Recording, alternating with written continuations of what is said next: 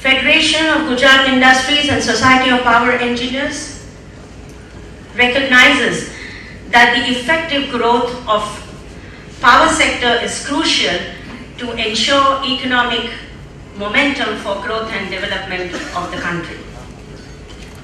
The Indian Electrical Act 2003, where we have the architect sitting right here with us today, brought about a paradigm shift, a turning point in the reform process in the power sector, which removed the need for license for generation projects, encouraged competition, identified transmission as a separate activity, and invited wider participation from public and private enterprises, with specific emphasis on performance and efficiency.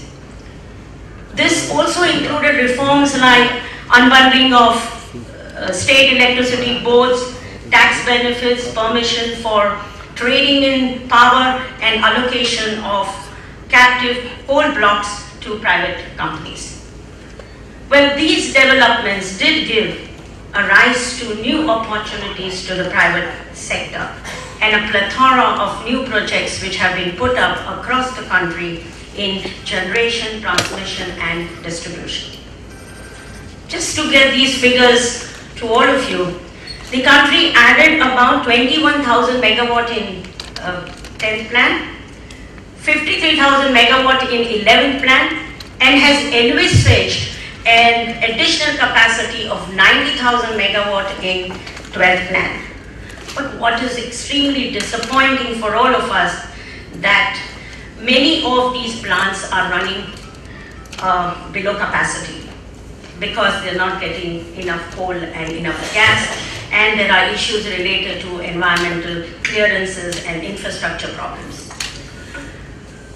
Well, I have a question to the stalwart sitting here, that it's so difficult to comprehend for industry and the people in the power sector too, that the total capacity of power projects impacted by fuel issues are estimated at 43,000 megawatt. The coal shortage in the country estimated at 54 million tons in 2012. And imagine, this has caused a generation loss of almost 10 billion units in 2012 and 6.87 billion units in 2011. I mean, how are we going to resolve this? What a colossal loss to the country. We all know that there has been a coal shortage and it has rocked the country for years.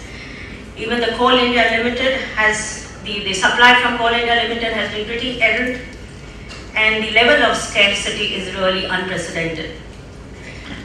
In 4 years, the domestic price of coal has increased by 40% and imported price by 150%.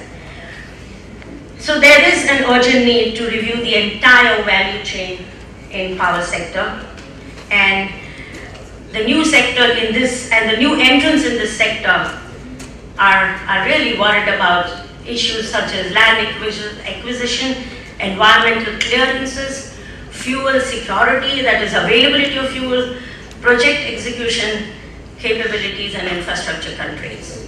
I'm sure our speakers will throw some light on this. Well, with this background in mind, it was Federation and Society of Power Engineers, with the great support of JETCO, decided to organize the summit, a 2-day national summit.